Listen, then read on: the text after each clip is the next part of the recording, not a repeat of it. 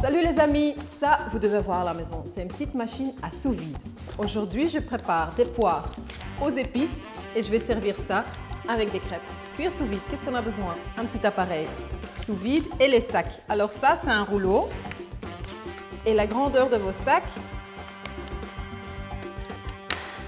vous les faites vous-même, ça veut dire qu'il n'y a pas de perte. Ici 4 poires, donc je coupe un peu plus loin.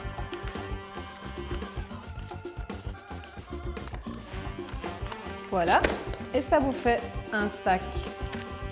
On l'ouvre. Aujourd'hui, je vais employer les doyennés, mais par exemple les Jefkes. Je les laisse avec la pelure. C'est possible, hein? C'est à vous de choisir. On enlève le milieu. Je laisse la petite partie rigide, mais celle-ci, je l'enlève. Avec ou sans pelure, c'est vous qui choisissez. On les met dans le sac. Alors les épices, c'est à vous de choisir. On est un peu dans l'ambiance d'automne, donc moi je pense au gingembre, étoile anisée, c'est beau en plus, cannelle, un peu de miel et c'est tout. Et alors cuire les poires sous vide, ça va faire que tous les goûts vont bien être intenses dans les poires. C'est facile à ranger. C'est facile à garder, il garde plus longtemps.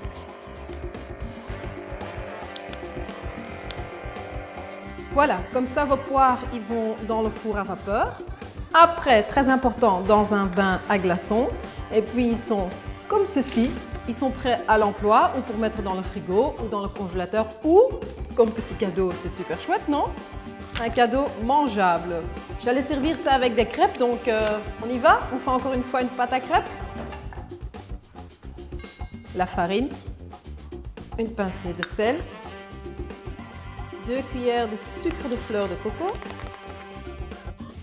2 gousses de vanille, la moitié du lait environ. Voilà, je mets la moitié du lait, comme ça on fait une grosse pâte lisse où on peut enlever tous les grumeaux. Alors on continue avec les œufs et le beurre.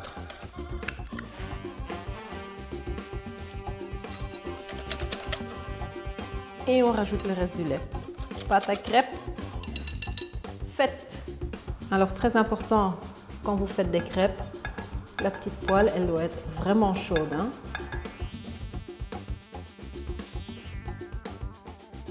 Et cuire des crêpes, c'est flipper les crêpes aussi, hein. 1, 2, 3, voilà.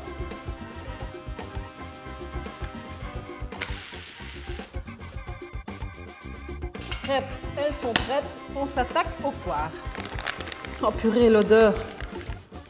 Je vais couper les poires en éventail. C'est un truc qu'on a appris à l'école hôtelière. C'est un peu kitsch, mais j'adore quand même encore un peu. Alors, le but, c'est que ici, ça reste encore tout à fait accroché. Donc, on va tout simplement faire de toutes fines incisions et on laisse un peu de place pour que ça tienne. C'est top, ça, non? Je les coupe en moitié, comme ça j'ai pour chaque crêpe une petite poire. Je les mets un peu en hauteur, un peu de yaourt et je mets les poires.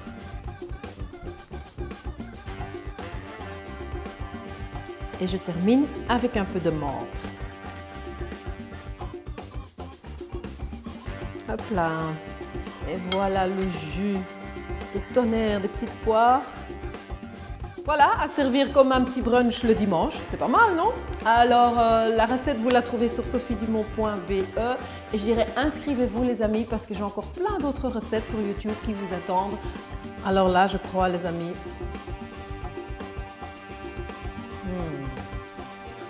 Les poires, c'est vraiment bam! Si bon, incroyable. Les épices qui sont bien